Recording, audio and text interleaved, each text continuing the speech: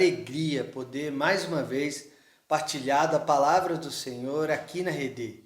E hoje de maneira muito especial, na ocasião de Natal.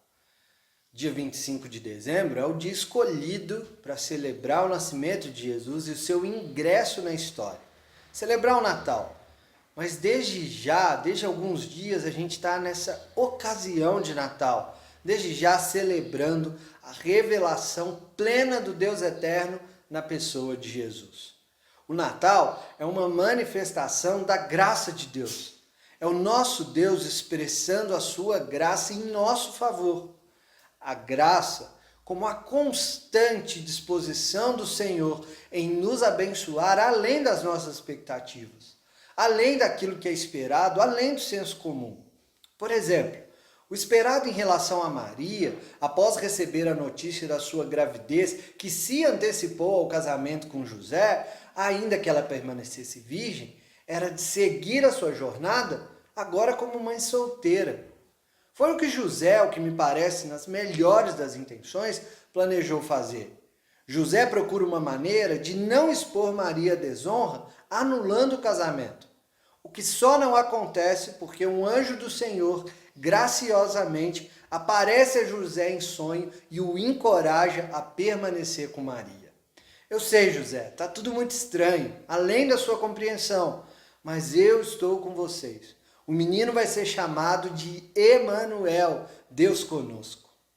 Talvez o destino mais óbvio para Agar, no texto de Gênesis, após ter sido maltratada a ponto de precisar fugir da presença de Sarai e Abrão, aqueles que ouviram o Senhor, fosse o completo abandono e afastamento.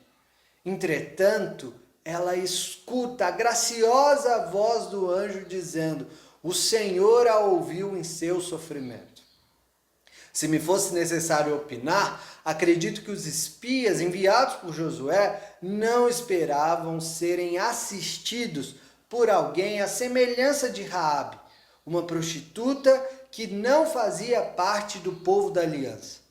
Muito menos que ela, Raabe, muitos anos depois, fosse elencada como exemplo de fé pelo autor do texto, a carta do povo da aliança. A carta aos Hebreus.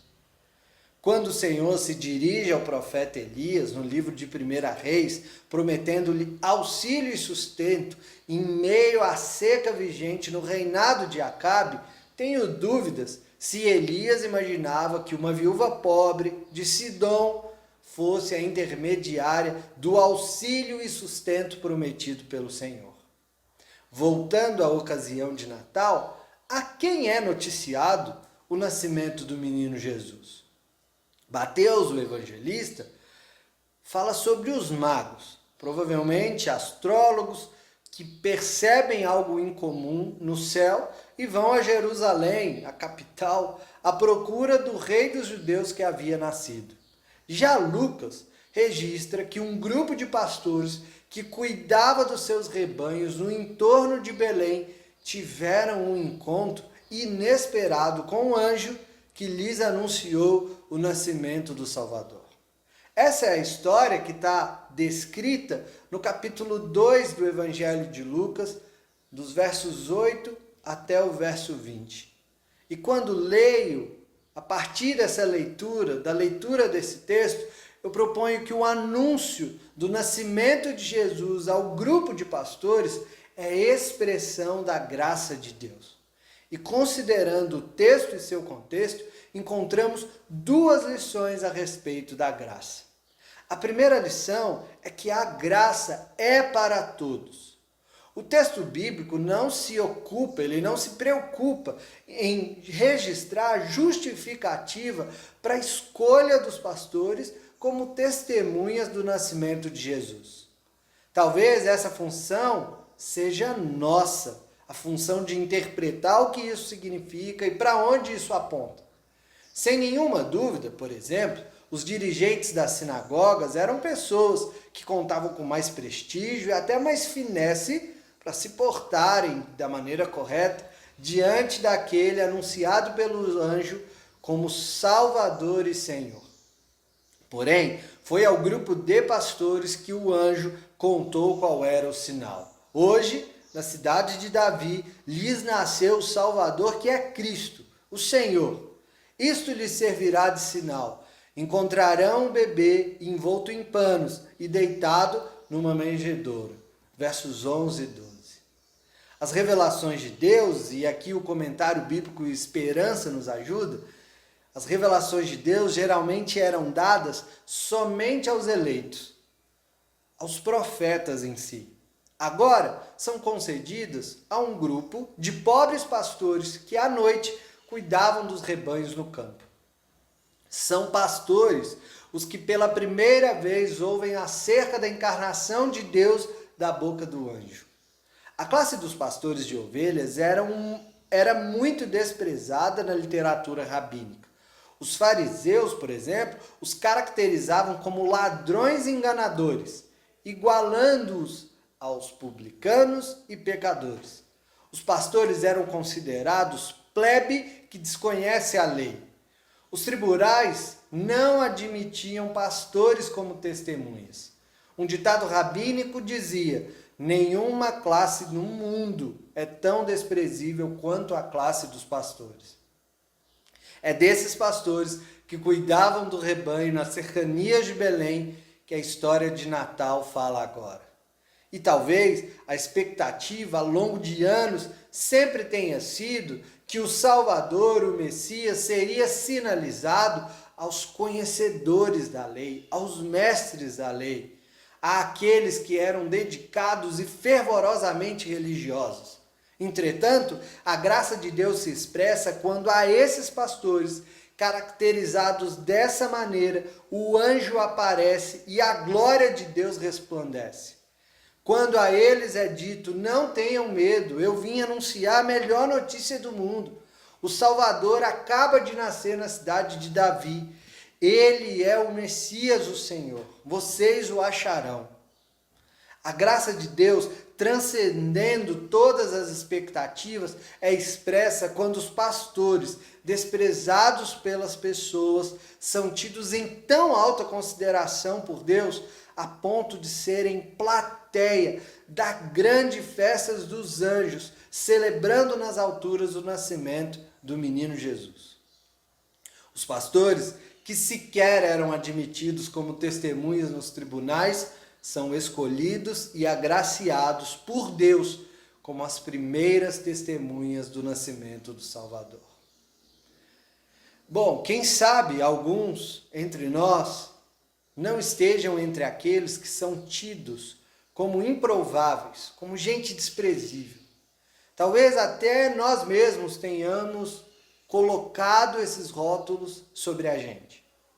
A excelente notícia é que os pastores, na compreensão de muita gente, eram pessoas de qualidade inferior. São eles as primeiras pessoas a ouvir acerca da encarnação de Deus.